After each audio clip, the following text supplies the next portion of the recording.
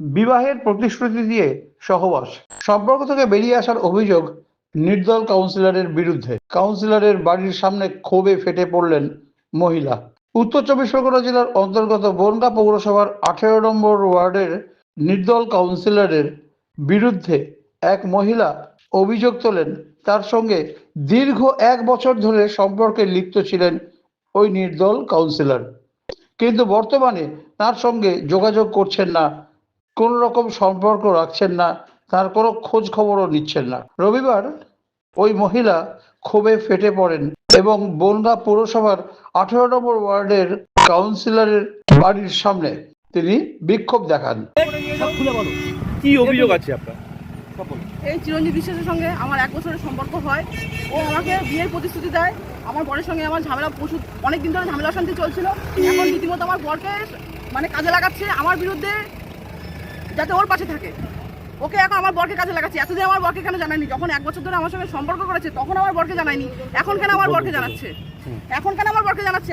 আমাকে বিয়ের প্রতিশ্রুতি দিয়ে ভাড়া বাড়িতে এনে 3 মাস সারা ভাড়ায় রেখে দিয়েছে। এখন আমার কোনো খরচাপাতি দেওয়া দূরের কথা, আমার সঙ্গে যোগাযোগ অবধিটুকু করে না। যোগাযোগ করা মানে যখন আমাকে প্রয়োজন হয়েছে তখন আমাকে ইউজ করেছে, হ্যাঁ। কি হয়েছে? আপনি আমার সঙ্গে শারীরিকভাবে মেলামেশা সমস্ত কিছুই করতো। প্রেগন্যান্ট ছিলেন? হ্যাঁ, ছিলাম। তারপরে এখন এইভাবে আমাকে পুরো সম্পূর্ণভাবে আমাকে অস্বীকার করছে আমাকে। আজকে কোথায় এসেছেন? আমি আজকে এই 18 নম্বর ওয়ার্ডে চিরঞ্জিত বিশ্বাসের বাড়ির সামনে এসেছি। কেন? আমার সঙ্গে আমি আসতাম না ওর জন্য। আজকে আমি ঘর ছাড়া, বাড়ি ছাড়া, সমস্ত কিছু ওর জন্য। আমি এখন কোথায় যাব? আপনি কি চাইছেন? আমি ওর তীব্র শাস্তি চাইছি। যে এরকম কোনো ছেলে যেন কখনো কোনো মেয়ের সঙ্গে এরকমভাবে কোনো এরকম খারাপ কাজ যেন না করে। যে খারাপ কাজ আমার সঙ্গে হয়েছে, এরকম খারাপ কাজ যেন কখনো কারোর সঙ্গে না করতে পারে। একদমই সম্পূর্ণ ভুল কথাটা। কারণ যে অভিযোগ করছে সে বরাবরই এই ধরনের প্রথম থেকে আমাকে ব্ল্যাকমেল করছিল। প্রথম কথা হলো আমার নিজস্ব ওয়াইফ আছে, তারও নিজস্ব হাজব্যান্ড আছে। হ্যাঁ, ওখান থেকে এরকম আমি আগেও শুনেছি, এরকম 8-10 জন ছেলেদের সঙ্গে এইসব ধরনের কাজ করে এখন আমাকে এটা টাফে ফেলানোর চেষ্টা করছে। আর যে তথ্যগুলো ও দিচ্ছে, যে মহিলা যার কথা বললেন, সেই তথ্য সম্পূর্ণই ভুল। এই ধরনের কোনো ঘটনা ঘটেনি।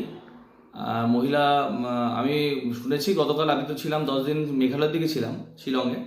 গতকাল রাত্রেও শুনেছি ওই মহিলা এসে রাত্রেবেলা এসে, আমার মা একা ছিল, বৃদ্ধা মহিলা একা ছিল, তখন রাত্রেবেলা এসে আমার বাড়িতে এসে চড়াও হয়, দরজায় লাথি মারে, ক্লোবসের গেট ভাঙার চেষ্টা করে, অকথ্য ভাষায় মাকে খিস্তি খাস্তা মারে। মা সেটা আমাকে তখন বলে। আমি তখন অন দ্য ওয়ে ছিলাম, রাস্তায় গাড়ি চালাচ্ছিলাম। আমি আজকে সকাল 6:30টার সময় এসে ব্যাপারটা পুরো জানতে পারি।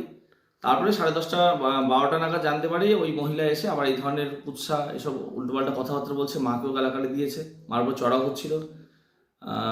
শুনেছি এইসব কথা। মেয়েটা যেটা আমার বিরুদ্ধে যে অ্যালিগেশনটা দিয়েছে সম্পূর্ণ ভিত্তিহীন।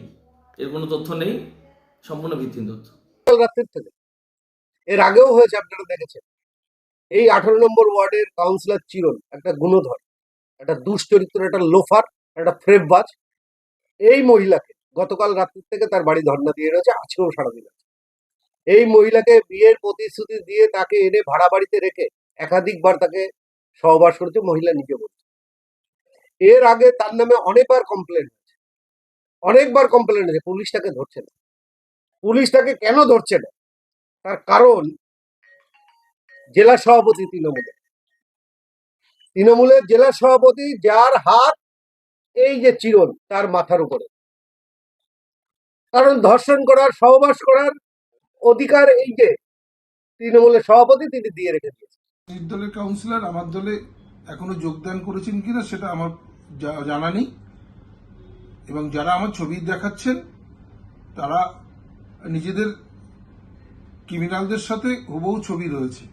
তারা আজকে অন্য ছবি দেখাচ্ছে। ভারতবর্ষের প্রধানমন্ত্রী সঙ্গে এমন মানুষদের ছবি রয়েছে যারা দেশের লক্ষ লক্ষ কোটি টাকা নিয়ে বিদেশে পাচার হয়েছে। এসব ছবি দেখিয়ে কোনো প্রমাণ হয় না। শুধু এইটুকু বলবো, যদি অপরাধী হয়ে থাকে নিশ্চিতভাবে উপযুক্ত বিচার ব্যবস্থার মধ্যে শাস্তি হবে, পুলিশ উপযুক্ত শাস্তির ব্যবস্থা করবে।